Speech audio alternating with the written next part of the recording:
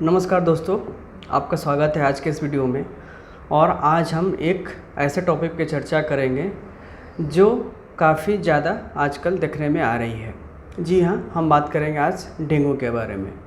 आप देख रहे हैं कि जैसे जैसे बारिश का मौसम आ रहा है और इस समय सबसे ज़्यादा डेंगू के केसेस देखने को मिल रहे हैं। आप जब भी कोई भी न्यूज़पेपर देखते हैं तो उसमें हमेशा आपको आजकल यही देखने को मिलेगा कि आज इतने डेंगू के मरीज़ मिले और इतने की जान गई।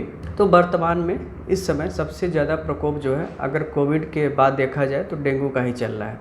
तो आज के इस वीडियो में हम बात करेंगे डेंगू के बारे में।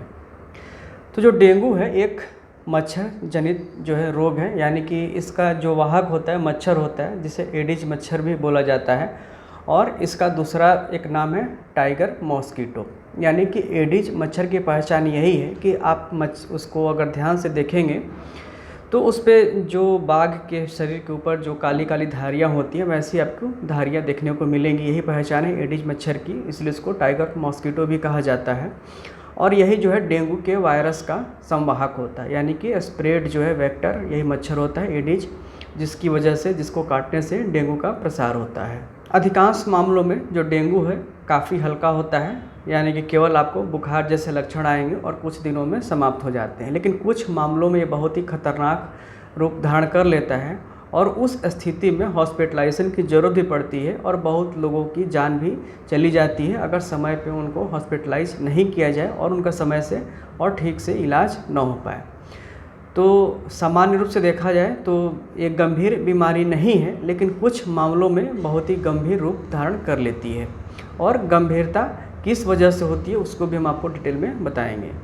तो जैसा कि एक वायरल डिजीज़ है और मच्छरों के काटने से फैलता है, तो इसमें सबसे जो ज़रूरी चीज़ है कि हमको बचाव क्या क्या करना है। तो बचाव में जैसे कि बारिश का सीज़न चल रहा है, तो हम लोग के आसपास जो भी गड्ढे हैं, चाहे सड़कों पे हो या अपने घर के आसपास में हो, तालाब हो, जहाँ का पानी में बहाव ना हो, तो ऐसी जगहों पे मच्छर बहुत तेज़ी से पनपते हैं, जिसकी वजह से बारिश के मौसम में बीमारी तेज़ी से फैलती है। इसके अलावा सबके घरों में लगभग कूलर होते हैं। कूलर का पानी इस समय ज़रूर साफ़ करना चाहिए, क्योंकि अगर वो लंबे समय तक कूलर का पानी हम लोगों ने नहीं बदला तो वहाँ पे भी मच्छर पैदा होने लगते हैं। इसके अलावा घर में सबके गमले होते हैं, गमलों में पानी बहुत समय तक इकट्ठा होता है, या कुछ घरों में देखेंगे बहुत से कबाड़ छत पे, घरों की छत पे इकट्ठे होते रहते हैं और उसमें पानी इकट्ठा होता है, जिसको हम लोग ध्यान नहीं देते और वहाँ पे मच्छरों की संख्या धीरे धीरे बढ़ने लगती है। तो ये सारे उपाय हैं जिनको करके हम मच्छरों के संख्या पे कंट्रोल कर सकते हैं। इसके अलावा जो हमको करना है कि हमको लाइफ स्टाइल में थोड़े सा बदलाव करने हैं, यानी कि इस मौसम में हम सोते वक्त मच्छरदानी का प्रयोग करें, या जो बहुत से मॉस्किटो रिपेलेंट्स आते हैं उनका प्रयोग ज़रूर करना चाहिए।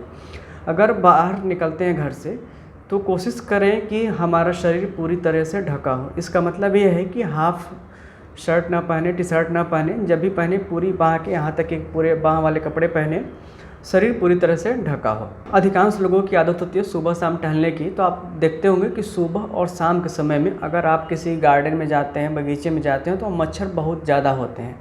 तो सुबह शाम के समय थोड़ा सा ऐसी जगहों पर जाने से बचें जहाँ पे मच्छर ज़्यादा हो, क्योंकि ऐसी जगहों पे रिस्क भी ज़्यादा होता है मच्छर काटने का, और मच्छर काटेगा तो डेंगू का रिस्क जाहिर सी बात है ज़्यादा होगा।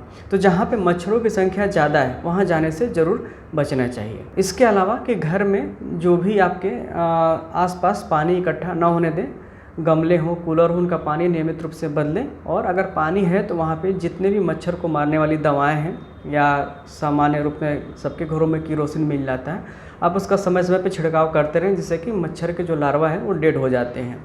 तो छोटे छोटे उपाय हैं जिनसे आप अपना बचाव कर सकते हैं। और मान लीजिए कि आपको बुखार आ गया, तो आप कैसे पता करेंगे कि ये सामान्य बुखार है या वायरल बुखार है या डेंगू का बुखार है। तो इसके लिए कुछ जांच होती है। जांच में सबसे जो ज़रूरी जांच होती है वो सीबीसी होता है, और सीबीसी में विशेष रूप से प्लेटलेट काउंट, क्योंकि प्लेटलेट डेंगू के मरीजों के लिए काफ़ी इंपॉर्टेंट है। वैसे ही मरीज गंभीर स्थिति में जाते हैं जिनका प्लेटलेट तेज़ी से कम होने लगता है। तो सीबीसी की जांच कराकर अपने प्लेटलेट पे नज़र बनाए रखें। साथ में इसके लिए NS1 टेस्ट होता है डेंगू के लिए। इसके अलावा आप एलाइजा टेस्ट करा सकते हैं। तो कुछ सामान्य सी जाँचें हैं जिनको करा के आप कंफर्म कर सकते हैं कि आपको डेंगू है या नहीं है, और है तो आप उसको इलाज ठीक से ज़रूर करें, किसी भी अच्छे चिकित्सक से मिलकर ज़रूर करें। अब बात करेंगे बचाव के उपाय कि किन किन उपायों से आप बचाव कर सकते हैं। तो बचाव के कुछ उपाय तो हमने ऑलरेडी आपको इसी वीडियो में पहले बता रखा है। यहाँ पे सिर्फ हम औषधियों की बात करेंगे। तो जैसा कि जो डेंगू है एक वायरल फीवर है, और जितने भी वायरल डिजीज़ होते हैं उसमें हमारी इम्यूनिटी का बहुत ही ज़्यादा रोल होता है। यानी कि अगर हमारी इम्यूनिटी अच्छी है तो कोई भी वायरल डिजीज़ हम पे हावी नहीं होती है। तो इम्यूनिटी बढ़ाने के लिए कोरोना सीजन में बहुत सारे इम्यूनिटी के उपाय ऑलरेडी बताए गए हैं। भारत सरकार ने भी उसके बारे में बहुत सारी गाइडलाइन जारी की हैं। उसके अलावा भी अगर आप जानना चाहते हैं तो इसमें है कि आप सुबह शाम जो है तुलसी, अदरक, मरीच इन सब के काढ़े का सेवन करें, हरिद्रा का सेवन करें, और हल्दी को आप चाहें तो दूध में उबाल कर भी ले सकते हैं। उससे भी आपकी इम्यूनिटी अच्छी खासी मजबूत होती है। अगर आपका प्लेटलेट कम हो रहा है तो इसमें बहुत सारे रिसर्च हुए हैं, और इसमें जो पपीते के पत्ता है उसका रस निकाल कर आप पिए तो वो भी बहुत तेज़ी से आपके प्लेटलेट के काउंट को बढ़ाता है।